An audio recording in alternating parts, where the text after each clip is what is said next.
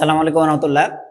আমরা স্থির তড়িৎ অধ্যায়ের যে ধারাবাহিকভাবে লেকচারগুলো দেখছিলাম তার মধ্যে তড়িৎ আধানের যে বিভিন্ন বিষয়গুলো শিখেছিলাম এবং তড়িৎ বল, কুলম্বের সূত্র আর কি, এগুলো শিখেছিলাম। এবারে আমরা পড়ব তড়িৎ প্রাবল্য। দেখো টপিকটা খুবই ইজি। এখানকার কনসেপ্টটা তুমি নিলে পারে গাণিতিক প্রবলেমগুলো পারতে খুব বেশি অসুবিধা হবে না, কিন্তু এই টপিক শেখার আগে তোমার অবশ্যই তড়িৎ বল বা কুলম্ব ফোর্সের ব্যাপারে ভালো ধারণা থাকতে হবে। আগের লেকচারগুলো কেউ যদি দেখো তাহলে পরে এই ধারণা থাকার কথা। আর কারো যদি আগে থেকেই ওইটা ধারণা ক্লিয়ার থাকে তাহলে সে যে কোনো সময় এটা দেখলেই খুব ভালো বুঝতে পারার কথা। আমরা এই টপিকটার ভিতরে তাহলে আসি এবং আমরা এটা পড়ার আগে অবশ্যই তোমাকে অনুরোধ করব বই, খাতা, কলম এবং পূর্ণ মনোযোগ দিয়ে এখানে নামবা। হ্যাঁ, কারণ এই টপিকটা একবার ঠিক মতো যদি নোট করে নাও তাহলে গাণিতিক প্র্যাকটিসগুলো যেখানে দেখবা তুমি অ্যাপ্লাই করতে বা ওই জায়গাতে দেখবা যে প্রয়োগ করতে তোমার সুবিধা হবে। তাহলে খুব মনোযোগ দিয়ে ক্লাসটা করার চেষ্টা করবে, এটা আমার তোমার প্রতি ইনভাইট আর কি। তা আসো আমরা তাহলে টপিকের মধ্যে প্রবেশ করি। তড়িৎ প্রাবল্য। এই তড়িৎ প্রাবল্য টপিকটা আসলে আরো একটু লম্বা করে বললে পারে ভালো হয়। তড়িৎ প্রাবল্য না, জিনিসটা হলো তড়িৎ ক্ষেত্র প্রাবল্য। একটা তড়িৎ ক্ষেত্র থাকবে, ওই তড়িৎ ক্ষেত্রটা কিরকম স্ট্রঙ্গার, ওই তড়িৎ ক্ষেত্রটা আসলে কিরকম স্ট্রেংথ বহন করে, সেই জিনিসটার পরিমাপক হচ্ছে এই তড়িৎ প্রাবল্য। এটাকে আরো বিস্তারিতভাবে বললে তড়িৎ ক্ষেত্র প্রাবল্য। ঠিক আছে, তড়িৎ ক্ষেত্র প্রাবল্য, দ্যাট মিনস ইংরেজিতে যদি লিখো তাহলে এটাকে বলতে পারো electric field intensity. Electric field intensity. Okay, তাহলে এখানে তো একটা শব্দ চলে আসছে তড়িৎ ক্ষেত্র। সে তড়িৎ ক্ষেত্রের ব্যাপারে তাহলে তো আগে জানতে হবে। তড়িৎ ক্ষেত্রের ব্যাপারে মনে হয় ধারণা দিয়েছিলাম। আরো একবার বলি যে কোনো একটি আধান তার চতুর্পার্শ্বে একটা অঞ্চলব্যাপী আকর্ষণ বা বিকর্ষণ করবে। যেমন যদি এই মুহূর্তে আমরা এখানে একটি আধান নেই, ধরো এই স্ফেরিক্যাল একটি চার্জিত বডি নিলাম, সেই স্ফেরিক্যাল এই চার্জের পরিমাণটা থিওরিটিক্যালি লিখলাম প্লাস কিউ। ওকে, প্লাস কিউ। এখন এই চার্জ চতুর্পার্শ্বে যে অঞ্চলব্যাপী, চতুর্পার্শ্বে বলতে বৃত্তাকার মনে করবে না, এটা এরকম ফুটবলের মতো বা পৃথিবীর মতো গোলীয়, অর্থাৎ চতুর্দিকেই। ঠিক আছে, আচ্ছা, এই চতুর্পার্শ্বে যত বড় অঞ্চলব্যাপী এর প্রভাব বিদ্যমান থাকবে সেটাকে আমরা বলবো তড়িৎ ক্ষেত্র। এবং আমি মজা করার জন্য প্রায় বলি যে তড়িৎ ক্ষেত্র যদি বুঝতে চাও তাহলে তুমি মাস্তান ক্ষেত্র, কুকুর ক্ষেত্র, এগুলোর ব্যাপারেও খেয়াল রাখবা। কুকুরেরও দেখা গেলো যে যে গলিতে প্রভাব আছে আরেক গলিতে গিয়ে ওই কুকুরের কিন্তু বেল নাই, ওখানে গেলেই ওই গলির কুকুররা তাকে শাসানি দিবে। তেমনি মাস্তানেরও নির্দিষ্ট এরিয়ায় মাস্তানি করার ক্ষমতা থাকে, বাইরে গেলে হয় না। কেউ যদি ইন্টারন্যাশনাল মাস্তান হয় তাহলে পরে থাকতে পারে। তো এইরকম একটি আধান বা একটি তড়িৎ চার্জ চতুর্পাশে যে অঞ্চলব্যাপী আরেকটি আধানকে আকর্ষণ বা বিকর্ষণ করবে, দ্যাট মিনস এর মধ্যে যদি একটি ধনাত্মক চার্জ আসে তাহলে ধনাত্মককে বিকর্ষণ করে বের করে দিতে চাইবে। এই এরিয়ার মধ্যে একটি যদি ঋণাত্মক চার্জ আসে তাহলে তাকে আবার আকর্ষণ করে রাখবে আর কি, বা নিজের দিকে টান দিবে। এইটা কত দূর পর্যন্ত বিস্তৃত এটা ঠিক মতো মাপা যায়নি। সো আমরা ধরে নিতে পারি যে একটা তড়িৎ ক্ষেত্রের রেডিয়াস যদি বলি তাহলে সেই রেডিয়াসকে এ দ্বারা লিখলে সেটা ইনফিনিটি লেভেলের, অর্থাৎ অসীম দূরত্ব পর্যন্ত আরেকটি চার্জকে আকর্ষণ করতে পারে। এটা তত্ত্ব। যদিও এই তড়িৎ ক্ষেত্র খুব দ্রুত ধরে নাও দুর্বল হতে শুরু করে। দ্যাট মিনস এইখানে তুমি যদি বলো যে একটি চার্জ খুব কাছাকাছি আছে তাহলে যে বল ফিল করবে, তুমি কুলম্বের সূত্রে দেখেছো যে দূরত্ব যদি দ্বিগুণ করে দিই তাহলে দূরত্ব দ্বিগুণ করে গেলে বলের মান 4/1 হবে, কারণ আর এর মান যখন 2 হবে, 2 হয়ে যাবে, তখন তার স্কোয়ার করলে কত হবে 4। তাহলে দূরত্ব যত বাড়াতে থাকবে বল তত দুর্বল হবে এবং এটা খুব দ্রুত দুর্বলতর হতে শুরু করে। দ্যাট মিনস খুব বেশি দূরে আর বল পাওয়া যায় না, তার মানে বেশি দূরে প্রাবল্যও পাওয়া যাবে না। এখন তোমাদের জিনিসটা খুব সিম্পলি মাথায় দেওয়ার জন্য আমি একটা জিনিস বলি, যে এটা যদি প্লাস কিউ চার্জ হয় ভাই, আর এইখানে ধর নাও আরেকটা ছোট চার্জ দিয়েছে, সেই ছোট চার্জটার নাম দিলাম এই ছোট হাতের কিউ। হ্যাঁ, এটাও ধনাত্মক বিবেচনা করো, ছোট হাতের কিউ দিলাম, এটাও ধনাত্মক। এবং তাদের সেন্টার টু সেন্টার একটা ডিস্টেন্স রয়েছে, সেটা হচ্ছে আর। তাহলে এদের মধ্যে কিন্তু তোমাকে এখন যদি বলের কথা বলি যে বলের পরিমাণ কত হবে, তাহলে তুমি সিম্পলি জানো আগের জ্ঞান থেকে যে 1/4πε0 কুলম্বের সূত্র অনুযায়ী চার্জ দ্বয়ের গুণফল ইন্টু মধ্যবর্তী দূরত্বের স্কয়ার ইন্টু চার্জ দ্বয়ের গুণফল ডিভাইডেড বাই মধ্যবর্তী দূরত্বের স্কয়ার। হ্যাঁ, এ তো হলো বলের মান। আমার এখানে একটা ছোট্ট গল্প হচ্ছে যে এই চার্জগুলোর যদি একটা থিওরিটিক্যাল মানও দিয়ে দিই, ধরো প্লাস কিউ এর মান দিলাম 100 কুলাম, ভালো। আর ছোট হাতের যেটা কিউ, ছোট হাতের এই কিউ এর মান দিলাম 5 কুলাম। ওকে, এটুকু জাস্ট থিওরিটিক্যালি দিলাম তোমাকে বোঝার সুবিধার জন্য। তাহলে এখন যে দূরত্বই থাকুক, বলের মানটা হবে 100 গুণ 5, এর সঙ্গে রিলেটেড। তাহলে 100 গুণ 5 হলে 500। আবার খেয়াল করো যে আমি যদি এখানকার এই চার্জটা, এই কিউ এর মানটা এই একই দূরত্বেই 5 কুলাম না দিয়ে যদি 10 কুলাম দিতাম, তাহলে 10 কুলাম দিলে তখন বলের মানটা কিসের উপর নির্ভর করতো? ওই 100 × 10, দ্যাট মিনস 1000। তাহলে এখন যদি এটা 500 কুলাম টোটালে 500 হয়ে থাকে গুণফলটা, তাহলে এটা যখন আমি 10 দিয়ে দিব তখন গুণফলটা কিন্তু 1000 হয়ে যাবে। এটা যদি 20 দিই তাহলে গুণফলটা কিন্তু 20 গুণ 100, তাহলে 2000 হয়ে যাবে, তাই না? এরকম। তাহলে যত বেশি বড় মানের চার্জ দিব, যত বড় মানের চার্জ দিব, বল তত বেশি। এখন আমি এই চার্জ বড় না করে যদি ছোট করি, ছোট করতে করতে যদি এটা 1 কুলাম মানের হইতো, তাহলে 1 কুলাম মানের জন্য বল কিরকম হবে? 1 কুলাম মানের জন্য তখন এটা 1 × 100, 1 × 100, দ্যাট মিনস 100, এরকম রেজাল্ট পাবো। তো এখানে অন্য যে কোনো পরিমাণ চার্জ না রেখে, স্পেশালি একক পরিমাণ চার্জ রাখলে যে পরিমাণ বলের মান পাবা, সেটা দ্বারাই বুঝবো যে এই পয়েন্টের ইন্টেন্সিটিটা কিরকম। ঠিক আছে? তাহলে একক ধনাত্মক একটা চার্জ নিয়ে এসে এখানে প্লেস করব, এর ফলে যে পরিমাণ বল পাবো সেই বলটাই হলো প্রাবল্য। তাহলে প্রাবল্য আর বল কিন্তু সমান, একই গল্প। তাহলে প্রাবল্য আর ইলেকট্রিক ফিল্ড ইকুইভ্যালেন্ট। কখন ইকুইভ্যালেন্ট? যদি এই কিউ এর মানটা হয়ে থাকে 1 কুলাম, যখন ওই তড়িৎ ক্ষেত্রের মধ্যে চার্জটাকে আমি দিয়েছি 1 কুলাম। 1 কুলাম চার্জ যখন দিয়েছি তখন এই ই আর এফ এর মানটা সমান। তাহলে তড়িৎ ক্ষেত্রের মধ্যে যে কোনো বিন্দুতে অন্য যে কোনো পরিমাণ চার্জ না নিয়ে যদি মাত্র 1 কুলাম চার্জ নিই, তাহলে ওই 1 কুলাম চার্জ যে বল ফিল করবে সেটাই হচ্ছে ওই বিন্দুর প্রাবল্য। তাহলে আমরা আগে তড়িৎ প্রাবল্যের সংজ্ঞাটা এভাবে লিখে নিই, তারপরে গাণিতিকভাবে প্রতিপাদন করব তড়িৎ প্রাবল্য। তাহলে কোনো চার্জ দ্বারা সৃষ্ট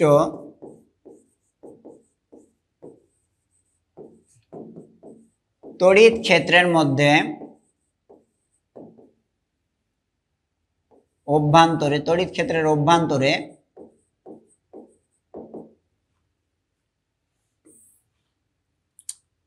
ক্ষেত্রের অভ্যন্তরে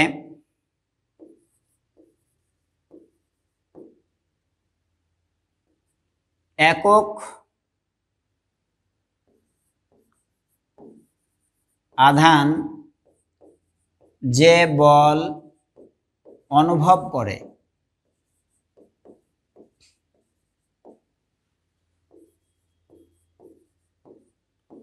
তাকে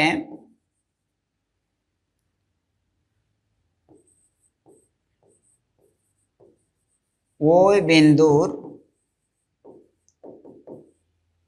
তড়িৎ প্রাবল্য বলে। স্পেশালি ওই বিন্দুর শব্দটা লাগাই দিলাম, কারণ কি, কারণ খেয়াল করো যে এটা আবার দূরত্বের উপরেও কিন্তু নির্ভরশীল। তুমি যদি এটা এখানে একরকমের প্রাবল্য পাবা, তুমি যদি আরো দূরে যাও তাহলে এই পয়েন্টটা খুঁজতে গেলে এখানে কিন্তু ওই 1 কুলাম রাখলে দূরত্ব বেশি বিধায় তখন বলটা আরো কমে যাবে। তাহলে দূরত্ব যত বাড়বে প্রাবল্য তত কমবে। এজন্য নির্দিষ্ট বিন্দুর জন্য কিন্তু প্রাবল্যটা তোমার মাপতে হবে। ওকে, এখন তুমি তাহলে এইটুকু যদি থিওরিটিক্যালি বুঝে থাকো তাহলে আমরা তার গাণিতিক প্রতিপাদনটা কিরকম হবে, এটা খুব কঠিন কিছু না, এটাও সিম্পল, সেটা একটু দেখি। দেখো, আচ্ছা এটুকু ইরেজ করে দিই, এটুকু তোমার বোঝানোর জন্য বলছিলাম।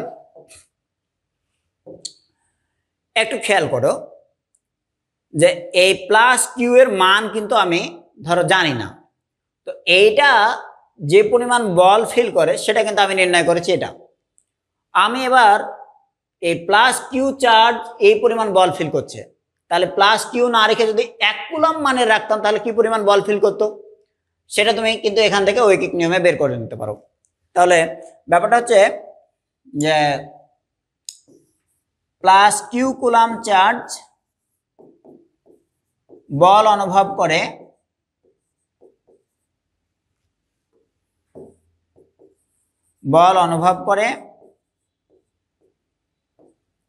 F is equal to 1/4πε0 বড় হাতের কিউ ছোট হাতের Q divided by R square.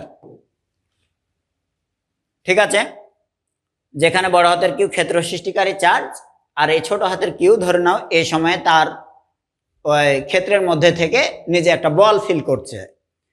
এমনও হতে পারে যে এটাকেও তুমি ক্ষেত্র সৃষ্টিকারী চার্জ হিসেবে ধরতে পারো, তখন এ বল ফিল করবে, এটা হচ্ছে কথা।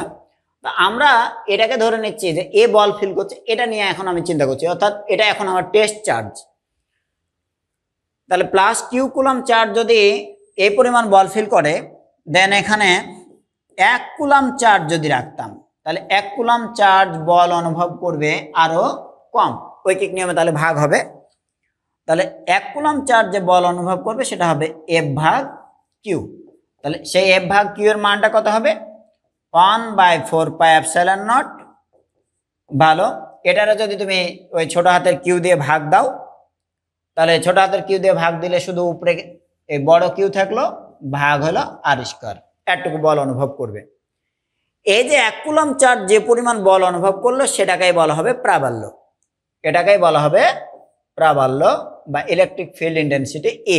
আই দ্বারাও লেখা যেতে পারে, ই বা আই যাই দ্বারাই লিখো। দ্যাট মিনস এই সমীকরণটাকে আমরা তাহলে একটু পরের পেজে লিখি।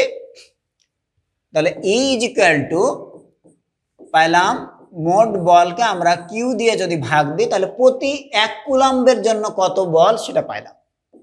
এটা হবে 1/4πε0 কিউ ভাগ আর স্কয়ার।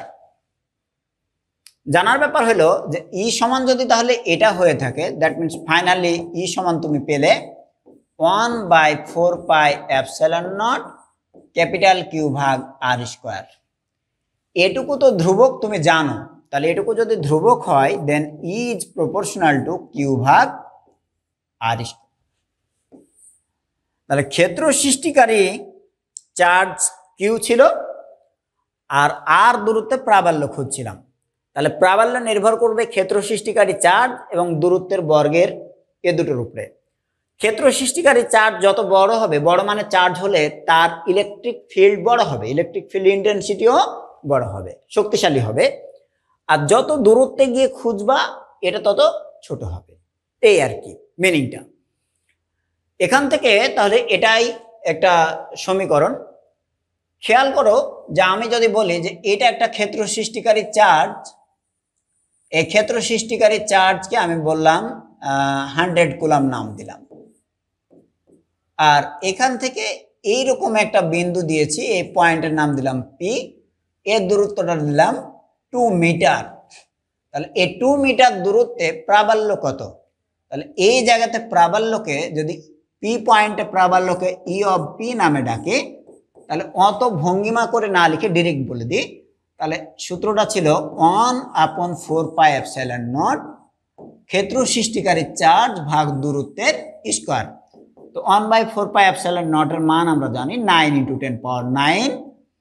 আচ্ছা, কিউ এর মানটা এখানে দিচ্ছে 100 কুলাম, তাহলে 100, আর আর এর মানটা দিয়েছি 2 মিটার, তাহলে এখানে হবে 2 এর উপরে একটা স্কয়ার।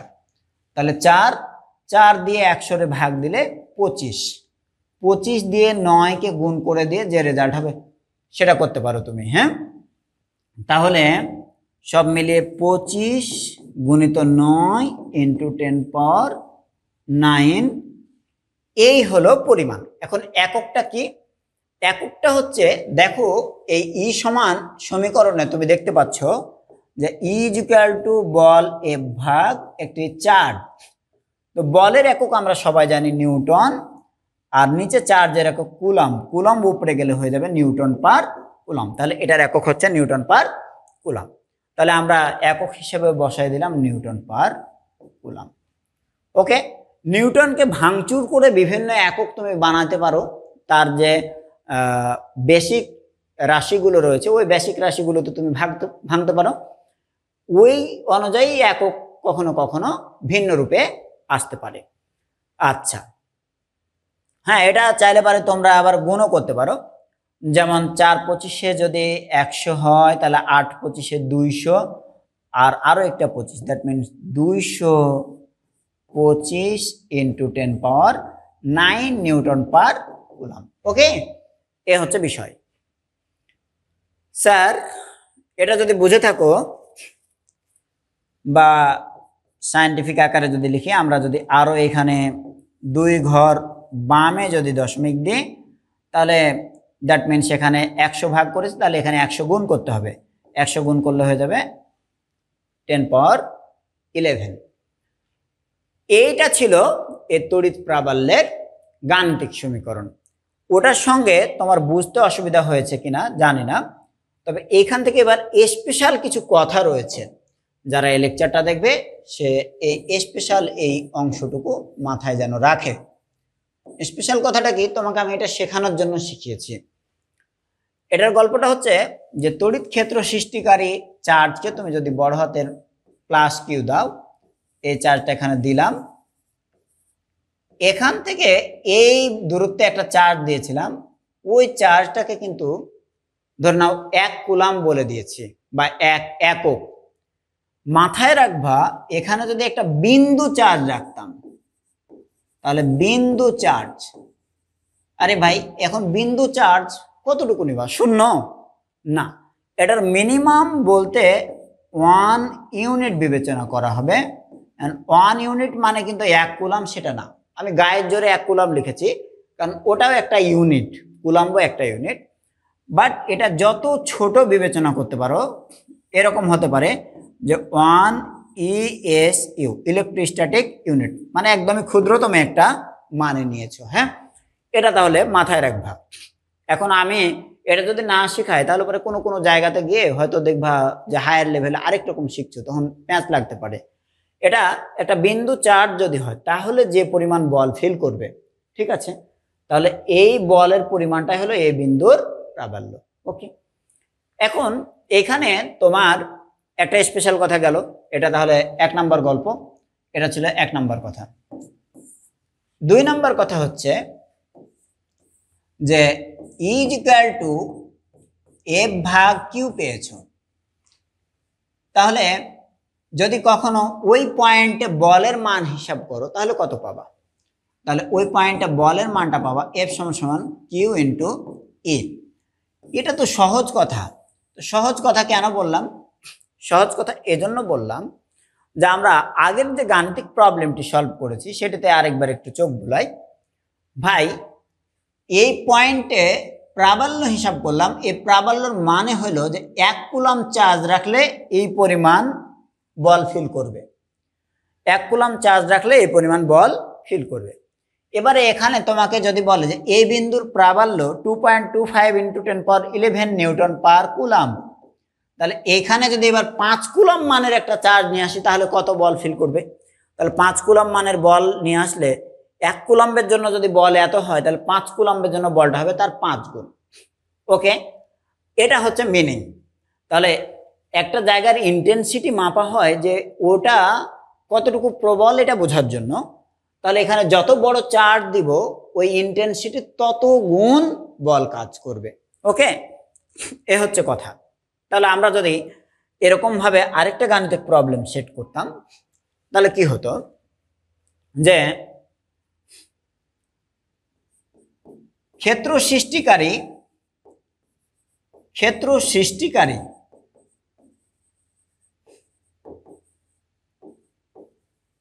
চার্জ হতে নির্দিষ্ট দূরত্বে প্রাবল্য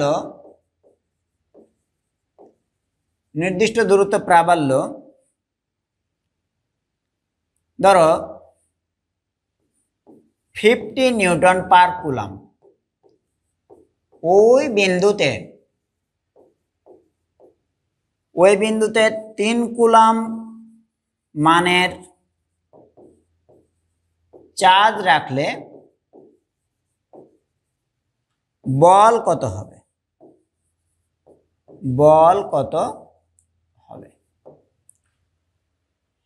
তাহলে 3 কুলাম মানের চার্জ রাখবা, তাহলে বলের মানটা এভাবে হিসাব হবে যে প্রাবল্যটা ওই জায়গার প্রাবল্য অর্থাৎ 1 কুলাম্বের জন্য যে ফোর্সটা ক্রিয়েট করে সেটা 50 নিউটন।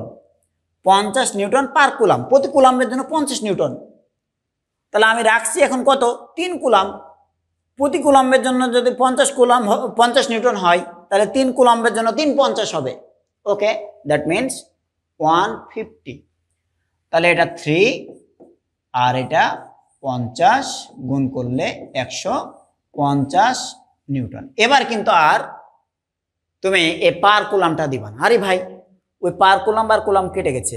1 কুলাম্বের জন্য ছিল মানটা এত, তাহলে 3 কুলাম রাখলে পারে তো তার 3 গুণ, আর পার কুলাম শব্দটা থাকবে না। এই মিনিংটা যদি কেউ বুঝে যায় তাহলে সে অনেক কিছু পারবে।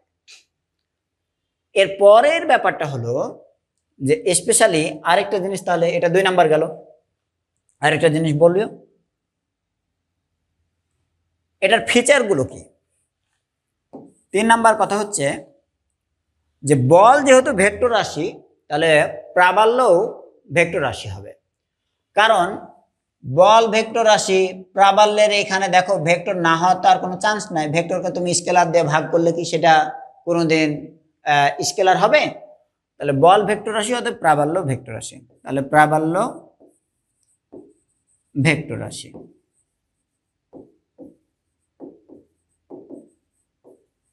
এই ভেক্টরের দিক কোন দিকে হবে? তড়িৎ বল যেদিকে ক্রিয়া করে, তড়িৎ বল যেদিকে ক্রিয়া করবে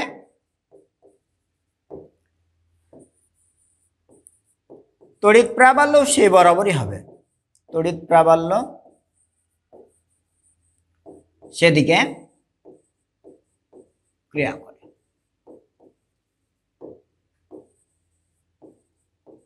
ওকে, এখন আমরা চাইলে এখান থেকে 2-1টা গাণিতিক প্রবলেম দেখতে পারি, যেটা একটা আলাদা লেকচারে স্প্লিট করে দিতে পারি। হ্যাঁ, আমরা 2-1টা গাণিতিক প্রবলেম না হয় লিখে দেখো।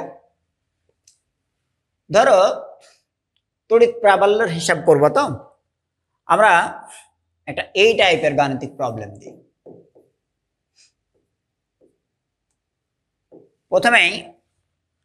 প্রথমে একটা ত্রিভুজ দিয়ে শুরু করি। ধরো এই ফিগারটা নিলাম,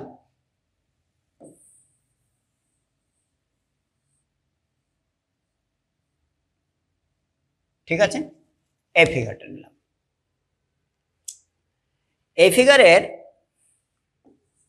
এটা ধরো পয়েন্ট এ, পয়েন্ট বি, আর এটা পয়েন্ট সি। তোমাকে বর্ণনায় দিয়ে দিলাম যে এ পয়েন্টে একটা চার্জ রয়েছে +2 কুলাম, সি পয়েন্টে একটা চার্জ রয়েছে +2 কুলাম।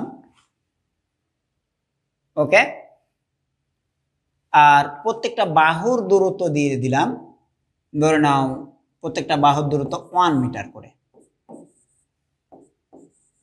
প্রশ্ন যেটা সেটা হলো বি বিন্দুতে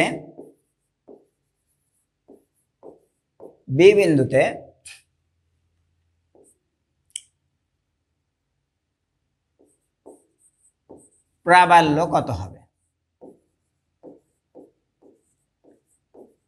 আগের বারে একটা ক্ষেত্র সৃষ্টিকারী চার্জ দিয়ে একটা বিন্দুতে প্রাবল্য দিয়েছিলাম, এবারে কিন্তু একটা ক্ষেত্র সৃষ্টিকারী চার্জ না, এই স্ফিয়ারে দুটো চার্জ দিয়ে দিয়েছি, তাহলে এখানকার প্রাবল্য কত হবে। এর আগে আমরা দেখেছিলাম সলিউশনটা আমরা করব। তাহলে এখানে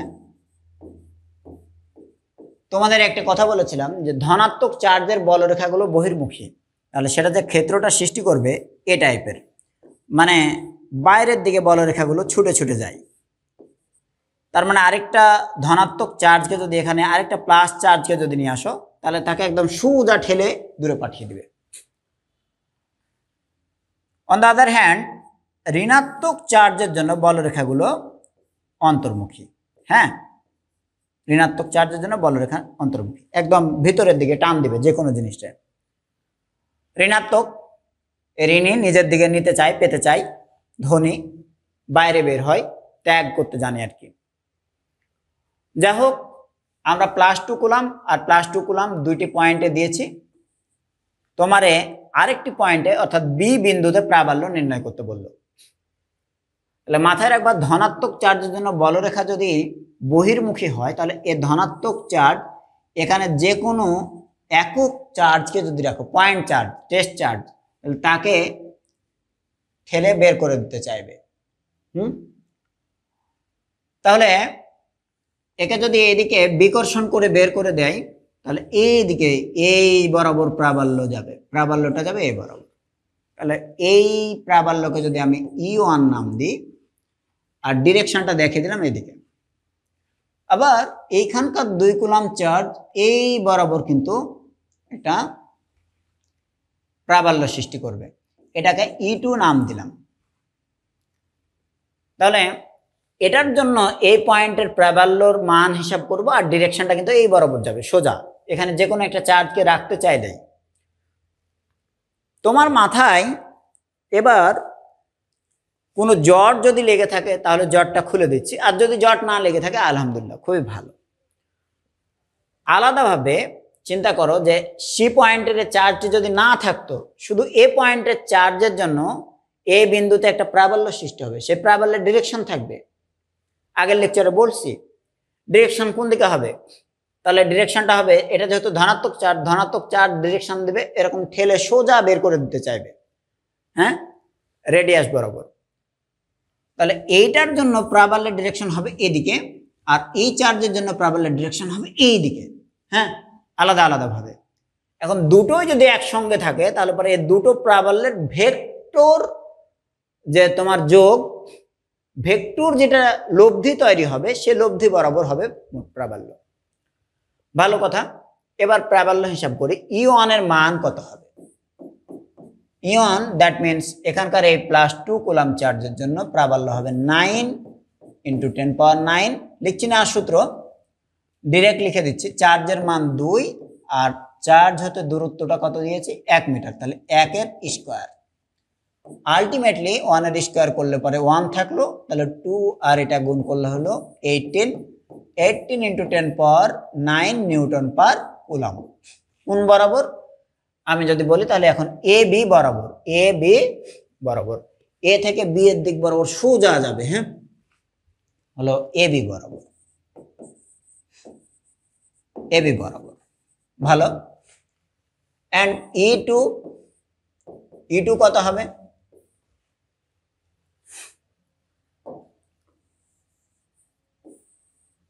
ভালো করে দেখো, E2 কত হবে। E2 এর মানও দেখো, এখানে 2 কুলাম চার্জ দিয়েছে আর দূরত্ব 1 মিটার, তাহলে সেম পরিমাণ হবে 18 × 10⁹ নিউটন পার কুলাম। ওকে, এখন E1 আর এই E2 এর মান পাওয়া গেল, E1 আর E2 এর মান পাওয়া গেল। তাদের ডিরেকশন দেখতে পাচ্ছি। এবার তাহলে তাদের লব্ধি কত হবে? তাহলে লব্ধি যখনই দুটো ভেক্টর রাশির লব্ধি, ও হ্যাঁ, এটার দিকটা চাইলে লিখতে পারো এই সি থেকে বি বরাবর এই ডিরেকশনে এই প্রাবল্য কাজ করবে। তাহলে সি বি বরাবর দুটো ভেক্টরের লব্ধির জন্য দুটো ভেক্টরের মান আর তার ওই ভেক্টর দুটি কত কোণে ক্রিয়া করছে এটা জানা লাগে আমাদের, তাই না? যেটাকে আমরা আলফা দ্বারা প্রকাশ করেছিলাম ভেক্টর অধ্যায়তে। তাহলে এদের লব্ধির মানটা হবে, লব্ধিকে যদি ই দ্বারা লিখি তাহলে ই হবে ভেক্টর আকারে, যদি বলো ভেক্টর যোগ, তাহলে ভেক্টর যোগ আকারে লিখলে পারে E1 প্লাস E2। আর এটা যদি লব্ধি আকারে যদি লিখি, সরি লব্ধির মান যখন বের করবা তাহলে লব্ধির মান কত হবে? E1 square plus E2 square plus 2E1 E2 cos alpha. চেনা চেনা লাগছে কিনা? এবার লাগার কথা। এটা নিয়ে ব্যাখ্যা না দিই, এটা নিয়ে ব্যাখ্যা দেওয়া মানে হলো তোমাদের ছোট করা। তাহলে E1 আর E2 এর মান অলরেডি আমরা জানি। এই কস আলফা এর জন্য আলফার মান কত? যদি তিনটি বাহু সমান হয় তাহলে সমবাহু ত্রিভুজের ভিতরের কোণগুলো কয় ডিগ্রি? 60 ডিগ্রি। তাহলে 60 ডিগ্রি কোণ, এখানে দেখো একটা এদিকে আর একটা এদিকে কাজ করছে, তাহলে পরে এইটা হলো বিপ্রতীপ কোণ। 60 ডিগ্রির বিপ্রতীপ অবশ্যই 60 ডিগ্রি। তাহলে এখানে 60 ডিগ্রি কোণে ক্রিয়া করছে। cos 60 ডিগ্রির মান কত? cos 60 ডিগ্রির মান কত? sin 60 ডিগ্রির মান হলো √3/2 আর cos 60 ডিগ্রির মান হলো 1/2, তাই না? তাহলে এটা যদি 1/2 হয় আর এখানে আবার 2 আছে, তাহলে 1/2 আর 2 কাটাকাটি হয়ে গেলে আলটিমেটলি এখানে থাকলো E1 স্কোয়ার। আবার খেয়াল করো E1 আর E2 এর মান কিন্তু সমান, শুধু ডিরেকশনটা ভিন্ন। আমি এখানে মান নির্ণয় করছি, সব মান বসাবো। তাহলে আমি এখানে লিখতে পারি E1 square plus E1 square plus এখানে আবার দেখো যে এই cos 60 ডিগ্রির মান যদি হাফ বসায় দাও তাহলে এটার ভ্যালুটা অ্যাকচুয়ালি বসবে কত? হাফ। তাহলে এই হাফে আর 2 এ কাটাকাটি হয়ে গেলে এখানে শুধু থাকছে E1 আর E2। E1 আর E2 যেহেতু সমান মান, দ্যাট মিনস তারাকে স্কোয়ার করলে আর একটা E1 স্কোয়ার পাও। জায়গাটা যদি কেউ একবারে না বুঝে তাহলে ব্রেক দিবা, পিছনের দিকে পজ করে একটু পিছনের দিকে নিয়ে গিয়ে আবার দেখবা। হ্যাঁ, তাহলে E1 square E1 square E1 square তিনটা কেন? তাহলে E1 আর E2 তো সমান ভ্যালু, তাই দুটোরে E1 লিখে দিয়েছি। আবার এখানে E1 আর E2 ছাড়া আর কিছু থাকছে না। cos 60 ডিগ্রির মান পাবো হাফ, হাফে আর 2 এ কেটে যায়। দেন 3E1 স্কোয়ার, তার উপরে একটা আছে রুট, রুটে আর স্কোয়ারে কেটে গেলে শুধু √3E1। দ্যাট মিনস টোটাল মানটা পাওয়া গেল কত? টোটাল মানটা পাওয়া গেল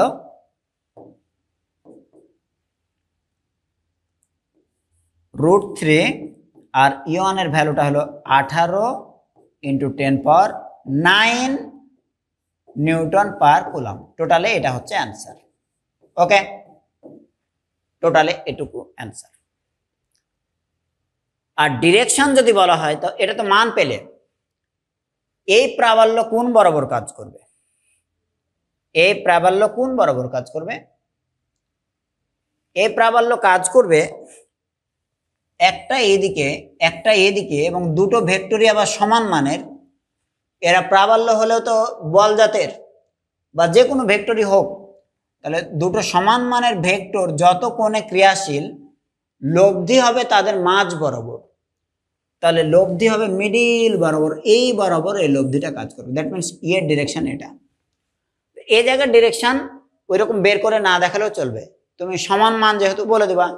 যেহেতু দুটি প্রাবল্য সমান, অতএব লব্ধি প্রাবল্য তাদের মাঝ বরাবর, দ্যাট মিনস যে কোনো একটি প্রাবল্যের সঙ্গে 30 ডিগ্রি কোণে ক্রিয়া করবে। Theta is equal to alpha ভাগ 2, দ্যাট মিনস 30 ডিগ্রি। তাহলে এটা হলো লব্ধি প্রাবল্যের মান আর এটা হলো লব্ধি প্রাবল্যের দিক। এই তো ছিল প্রাবল্য সম্পর্কে গাণিতিক বিষয়। একদম বেসিক জিনিসটা তোমাকে দিলাম। আরও গাণিতিক প্রবলেমগুলো এই যে থিওরি শেষ হলে থিওরির শেষে লাস্টে এই যে শত শত গাণিতিক প্রবলেম যুক্ত করা হবে, ওইখানে তুমি পেয়ে যাবা। তো বেস্ট অফ লাক। টপিকটি আশা করি তুমি সহজে বোঝার কথা। যদি কোনো কারণে অস্পষ্টতা থাকে একটু কমেন্ট করে জানাবে, চেষ্টা করব পরবর্তীতে জিনিসটা আর একটু ঠিক মতো তোমাকে জানিয়ে দেওয়ার, বুঝিয়ে দেওয়ার। এই তো। আসসালামু আলাইকুম রহমতুল্লাহ।